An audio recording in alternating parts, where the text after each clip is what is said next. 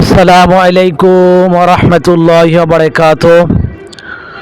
সম্মানিত দর্শক শ্রোতা দিনী ভাই ও বোনেরা, আশা করি মহান আল্লাহ তাআলা আমাদের সবাইকে অনেক অনেক ভালো রেখেছেন, সুস্থ রেখেছেন। আলহামদুলিল্লাহ। সমস্ত প্রশংসা সেই মহান রব্বুল আলামিনের জন্য, যেই মহান আল্লাহ তাআলা আমাদেরকে অত্যন্ত দয়া করে, মেহেরবানি করে, ভালোবেসে, অনুগ্রহ করে হায়াতের জীবন দান করেছেন। সৃষ্টি শ্রেষ্ঠ জীব আশরাফুল মাখলুকাত হিসেবে দুনিয়াতে পাঠিয়েছেন, শারীরিক মানসিকভাবে সুস্থ রেখেছেন, শ্রেষ্ঠ নবীর শ্রেষ্ঠ উম্মত হওয়ার তৌফিক দিয়েছেন।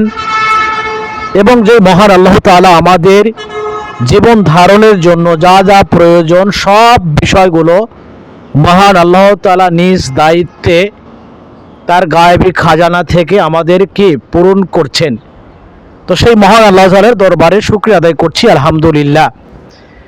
এবং লাখো কোটি দরুদ সেই রাসূলের উপর যাকে সৃষ্টি করে মহান আল্লাহ তাআলা আসমান জমিনের সম্মান, ইজ্জত, মর্যাদা, মর্তবা বহু গুণে বাড়িয়ে দিয়েছেন, যিনি ছিলেন সাইয়্যিদুল মুরসালিন, খাতামান নাবিয়িন, রাহমাতাল লিল আলামিন, যার আলোয় আলোকিত হয়েছে সারা বিশ্ব, যিনি দোজাহানের বাদশাহ এবং যিনি দুনিয়াতে উম্মতের জন্য কষ্ট করে গেছেন। উম্মত কীভাবে হেদায়েত প্রাপ্ত হয়, কীভাবে জাহান্নাম থেকে মুক্ত হয়ে জান্নাতে যেতে পারে, এই ফিকিরে যে সারা জীবন ব্যয় করেছে সেই রাসূলের উপর দরুদ সাল্লাল্লাহু আলাইহি ওয়াসাল্লাম।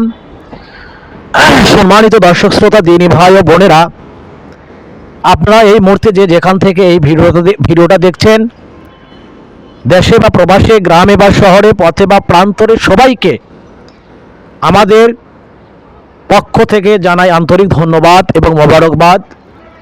আমরা আশা করি যে মহান আল্লাহ তাআলা প্রত্যেককে অনেক অনেক ভালো রেখেছেন, সুস্থ রেখেছেন। এবং আমরা পাশাপাশি দোয়া করি মহান আল্লাহ তাআলা যেন প্রত্যেককে সুখ, শান্তি, সফলতা দান করে, দিন ইসলাম অনুযায়ী চলার তৌফিক দান করে। আল্লাহ তাআলা যেন আমাদেরকে মৃত্যুর আগ মুহূর্ত পর্যন্ত ঈমান আমলের সাথে থাকার তৌফিক দান করে, আমিন। তো আমরা ফাদাইলে কোরআন থেকে কিছু কিছু জানার চেষ্টা করছি, অর্থাৎ ইসলামে কোরআনের গুরুত্ব, কোরআন শিখার ফজিলত, কোরআনের গুরুত্ব এবং ফজিলত, কোরআন পড়লে কি কি লাভ হবে, কোরআনের পক্ষ থেকে থাকলে কি কি লাভ হবে, কোরআন অনুযায়ী জীবন জিন্দেগি পরিচালনা করলে কি কি লাভ হবে, এবং কোরআনের বিপক্ষে যদি যায় কি কি ক্ষতি হবে, এই বিষয়গুলো আমরা হাদিস এবং কোরআন থেকে জানার চেষ্টা করছি। তো সবাইকে বিশেষভাবে অনুরোধ করব, দিন প্রচারের জন্য কোরআনের গুরুত্ব, মাহাত্ম্য, ফজিলত মানুষের মধ্যে প্রচারের জন্য ভিডিওটা অবশ্যই শেয়ার করে দিবেন এবং শেষ পর্যন্ত আমাদের সাথে থাকার চেষ্টা করবেন ইনশাআল্লাহ। আমাদের সাথে থাকুন অথবা না থাকুন, কিন্তু সবার কাছে একটা আকুল আবেদন, নিবেদন, অনুরোধ, অন্তত পক্ষে যেখানে দিনের ব্যাপারে আলোচনা হয়, আল্লাহ রাসূলের ব্যাপারে আলোচনা হয়, যে আলোচনার দ্বারা ঈমানের লাভ হয়, আমলের লাভ হয়, অন্তত পক্ষে সেই আলোচনাগুলো আপনারা শোনার চেষ্টা করবেন ইনশাআল্লাহ।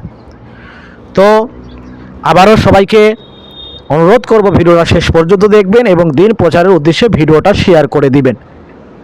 তো আমরা ইতিপূর্বে কয়েকটা পর্বে কোরআনের গুরুত্ব, কোরআনের ফাদাইল, কোরআনের ফজিলত, কোরআনের লাভ, এই বিষয়গুলো সম্পর্কে সংক্ষিপ্ত আকারে জানার চেষ্টা করেছি। তো আজকে আমরা ফাদাইলে কোরআন থেকে জানার চেষ্টা করব আল্লাহ রাসূল কোরআনের গুরুত্ব সম্পর্কে সাহাবীদেরকে কি কি নসিহত করে গেছেন, এই সকল বিষয় জানার চেষ্টা করব। তো চলুন কথা না বাড়িয়ে আমরা মূল আলোচনার মধ্যে প্রবেশ করি।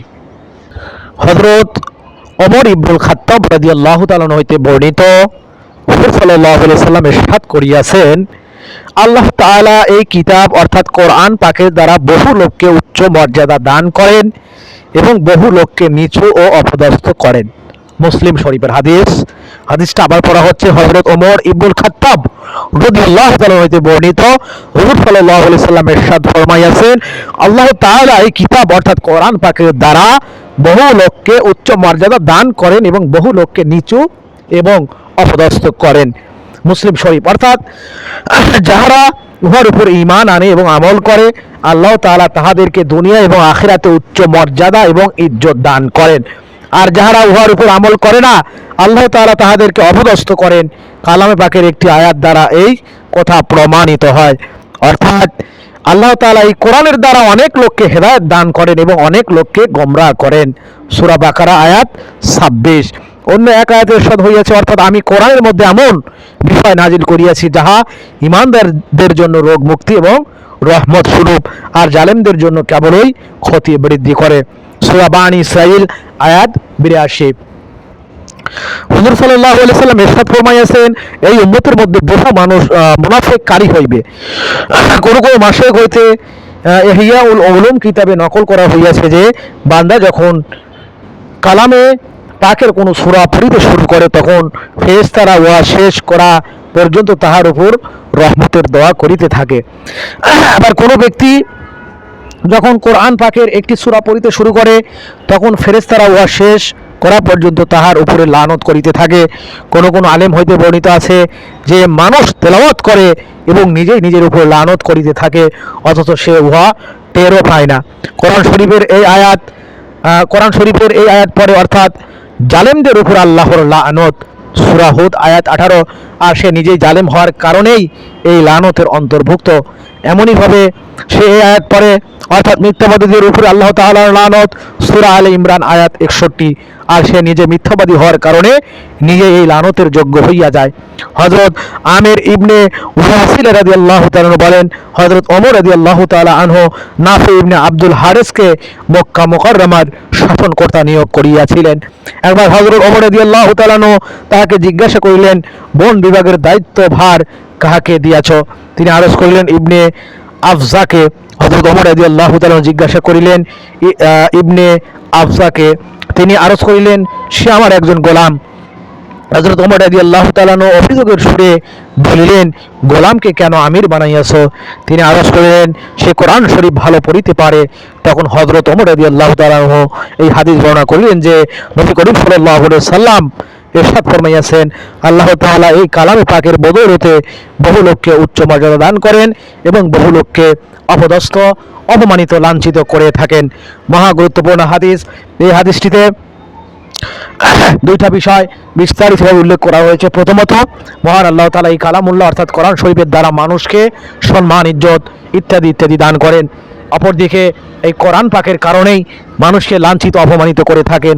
তো বিস্তারিত যেখানে উল্লেখ করা হয়েছে যে মানুষ কোরআন তেলাওয়াত করে, যেমন কোরআনের মধ্যে মহান আল্লাহ তাআলা অনেক বিধিবিধান নাজিল করেছেন। যেমন আদেশের ব্যাপারগুলি আছে যে তোমরা সুদ খেও না, জেনা করো না, মিথ্যা বলো না, মানুষের গীবত করো না, পরনিন্দা করো না, মানুষের হককে নষ্ট করো না, অন্যায়ভাবে কারো সম্পদ গ্রাস করো না, পিতামাতার খেদমত করো ইত্যাদি ইত্যাদি।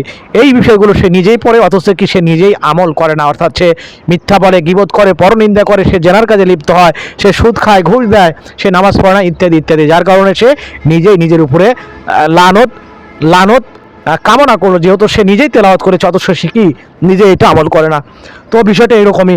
এই জন্য আমাদের প্রত্যেকেরই উচিত কোরআন শরীফ বেশি বেশি তেলাওয়াত করা, এটার অর্থ, মাহাত্ম্য, গুরুত্ব, তাৎপর্য, বলে এর মর্ম বোঝার চেষ্টা করা এবং তদ অনুযায়ী জীবনকে সঠিকভাবে পরিচালনা করা এবং এই বিষয়গুলো পার্থিব জীবনে বাস্তবায়ন ঘটানোর চেষ্টা করা। মহান আল্লাহ তাআলা আমাদের সবাইকে সঠিক বুঝদান করুক, আমরাও যেন পবিত্র কোরআনের দ্বারা দুনিয়া এবং আখিরাতে ইজ্জত লাভ করতে পারি, সম্মানিত হতে পারি। এই জন্য আমাদের অবশ্যই চেষ্টা, মেহনত এবং দোয়া আমাদের জীবনে বেশি বেশি রাখতে হবে, তদুপরি আমল করতে হবে। মহান আল্লাহ তাআলা আমাদের সবাইকে সঠিক বুঝদান করুক। ভিডিওটি ভালো লাগলে অবশ্যই শেয়ার করবেন এবং গুরুত্বপূর্ণ মতামত জানাতে ভুলবেন না। পরবর্তী ভিডিওটি পাওয়ার জন্য অবশ্যই আমাদের সাথে থাকার চেষ্টা করবেন। সবাইকে অসংখ্য ধন্যবাদ। আসসালামু আলাইকুম ওয়া রাহমাতুল্লাহি ওয়া বারাকাতুহু।